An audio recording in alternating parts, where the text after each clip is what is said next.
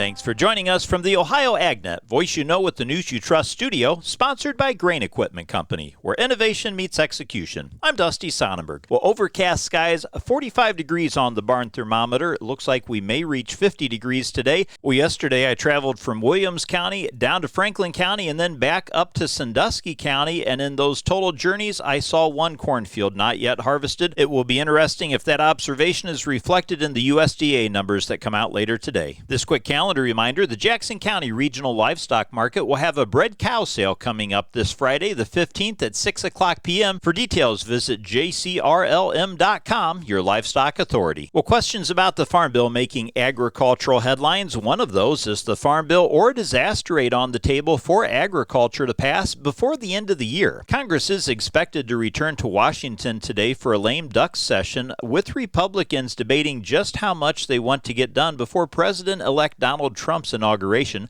The big issue for Congress will be passing another government spending bill. Congress has not hammered out a full budget for the fiscal year 25, which began back in October, and the current budget deal expires on December 20th. The Washington Post reported yesterday that lawmakers are looking at passing another budget extension, the same as they did a year ago, and that would run until March. That would allow time for both the new administration and Congress to start planning before passing the annual spending bill.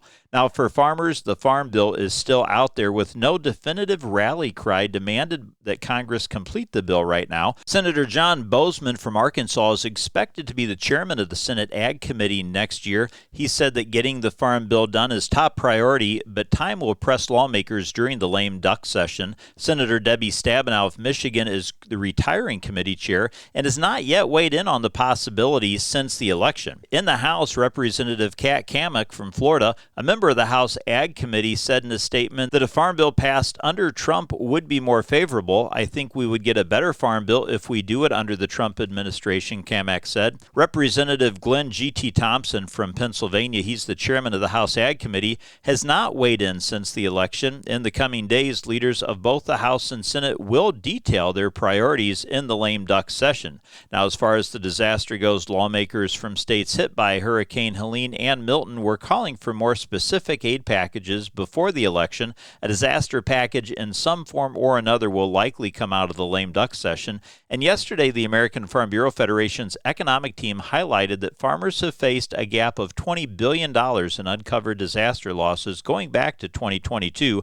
To date, only one-third of the 2022 uncovered losses from natural disasters have been addressed through ad hoc relief programs, and uncovered losses from 23 and 24 are still unaddressed, according to the American Farm Bureau's Market Intel report. Let's take a look at your Tuesday weather forecast, now brought to us by Seed Consultants. Simply better performance, online at seedconsultants.com. Sunny skies here today. We're still a little bit on the cool side. I'm Chief Meteorologist Ryan Martin. Let's take a look at your forecast update. We're cool compared to the last couple of days. However, when you compare us to normal, yeah, we're pretty good. I'm not going to complain at all. We're going to be warming, though, as we move through the end of the week. Looking at a little bit of moisture trying to come through here probably on Thursday, but we don't see temperatures fall off behind that. Thursday, I think we can see a few hundredths to maybe half an inch in most locations. Coverage about 80% of the state. Dry then for the end of the week, weekend through most of next week, before turning cooler. I'm Ryan Martin. Thanks, Ryan. Stay tuned. We'll be back to take a look at your markets after this. In any year, your best harvest is only a few upgrades away. Seed Consultants exclusively serves the Eastern Corn Belt, combining our deep knowledge of local conditions with high-performing products fit for your acres. Most importantly, our customized services put our products and your business in a position to succeed. We help you start with better to grow your best.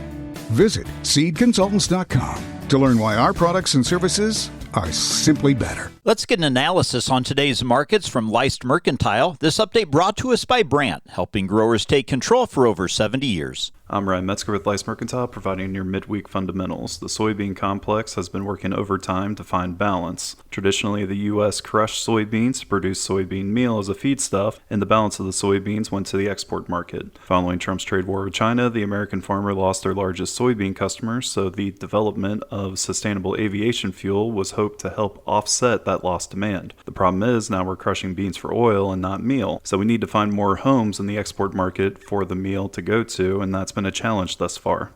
So much so that the USDA even noted it on Friday's WASDE report as justification for lowering crush demand this year. Meanwhile, global vegetable oil prices have been surging on the back of low sunflower and canola production, but most notably due to the sharp increase in global palm oil prices. The market is trying to find balance, all the while looking at a 470 million bushel carryout, a probable trade war part 2 with China, and potential record South American soybean production. Please visit our website, licemercantile.com, to learn more about our grain marketing program and crop insurance services. Thanks, Ryan. Let's take a look now at your markets, brought to us by Seed Consultants. Simply better performance online at seedconsultants.com. March corn is trading down a penny and 3/4 at $4.41. January soybeans down 8.5 cents at $10.13 3/4, and wheat for March down 6 cents at $5.74 1/2. Thanks for joining us and have a great day. This is the Ohio AgNet.